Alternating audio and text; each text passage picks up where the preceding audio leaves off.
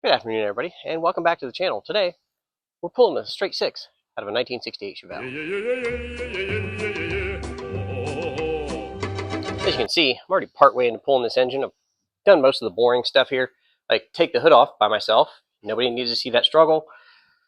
I've got the inspection cover off, I've got the top of the radiator off, got the hoses out, got the fan off, and over here, in this corner, I've got all the electricals unhooked, which on this really is just starter, oil pressure switch, unplug the HEI because this is no longer points ignition, and over here on this side, coolant temperature sensor, and there is no electric choke, so nothing to unhook there. Did have to unhook the throttle cable and transmission cable, obviously, and to start it all off, I unhooked the battery cables on both ends. Negative went somewhere around here, positive obviously went to the starter. Heater hoses are unhooked, radiator hoses are off. We are going to leave the radiator in place for now because I don't want to try to unhook these. I just don't feel like the transmission cooler lines are going to make it if I do that. I've already undone the torque converter. That was 3 bolts with 3 nuts. The only thing left is the bell housing. So what we're going to do is we're going to hook the engine hoist up to this first, then we'll loosen all the bell housing bolts, try to yank it out this way, and then up, and then that way, then in there. After that, for today, I think maybe pressure wash everything in here so we can then spray paint, because I don't want it to say terror on the inside of my fender anymore. I don't know why it does in the first place, but engine out, cleaned up. That's the plan for today. It's important to note that this is not my engine hoist. I don't own one. I borrow one every single time I do this from the same guy. So, Elliot, again, thank you for letting me borrow this every single time I need to do an engine.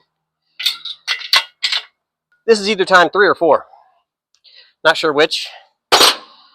This is always the super exciting part of the channel. It's getting the hoist set up so I can actually lift this engine out of here. It's just riveting. I think the only other engine that I've swapped on this channel is the CJ5, the 1981 we had. I swapped an Iron Duke for a 283. And when I recorded this whole part of it, I apparently never actually hit record. So this is going to be a first on the channel of me actually technically recording removing an engine. I'm not quite tall enough to reach all these from the top either. I'm hoping to grow a couple inches in the next year or 2. Although with the amount of coffee I drink, I'm probably going in the opposite direction. So that's probably not going to happen. It's missing 2 bell housing bolts, which means I just have 2 left. That's only 2 left because there's 2 missing on this side, right? Yeah. Up, and away for now. There we go. Now we can get those last 2 bolts. Oh, I'm also noticing that there's a body ground right here that's hooked to nothing. See it? Right there. Huh. That's good. I wonder if that's why maybe the wipers don't work. It's possible. Not probable, but possible. Yeah, so this was held in by 1, 2, 3, 4 bolts, one of which is finger tight. So that's good. I mean, it makes taking it out a lot easier for sure. All right, well, that's all the bolts. Starter's unhooked, distributor's unhooked, fuel line is unhooked, alternator unhooked, carburetor linkage unhooked, vacuum line to trans unhooked. Yeah, let's go for it. Sure.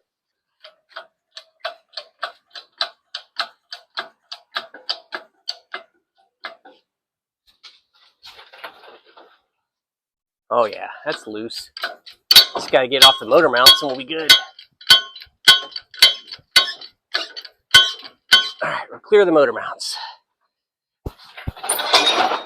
And we're clear of the transmission. I should probably put a jack under the transmission, huh? Yeah. That would be good. But on the upside, I have not jammed this engine into the radiator. So that's good. Now, I'm going to have to just let that transmission hang for a second because the jack that I'm going to put under it is currently holding the car up enough to get this engine hoist in and out. So let's get the engine out of here and be done with it for now. I think that's enough to clear. Oh yeah.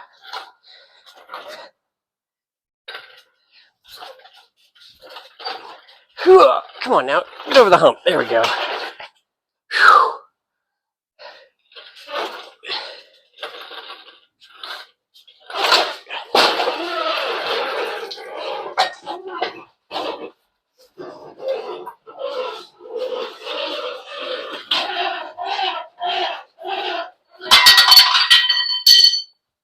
Yeah, that wasn't too bad, was it?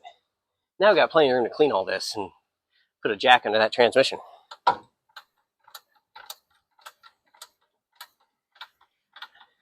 That's where it's supposed to be. Okay. All right. Now that we've got that done, we're just going to put this down on the floor with some lumber underneath it. That way it's not hanging here. And if that cylinder fails, we don't drop a straight 6 right through my garage floor. Actually, I wonder if I can set this on my small block engine Uchi Jobby. Maybe. Might be able to. So the guy I got the 283 from made an engine stand out of a pallet. And I've used it to transport the 305 here, and that worked. So let's see if we can put a 6-cylinder on it.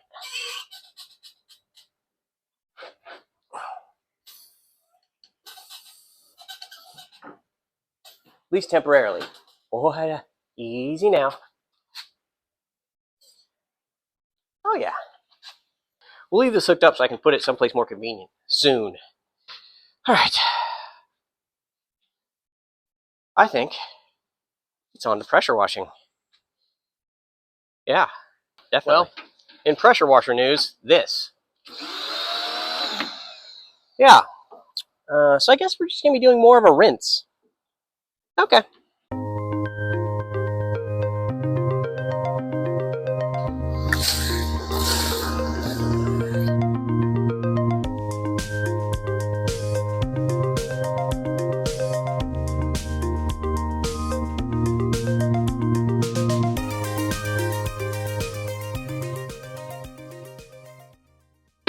All right. Well, that was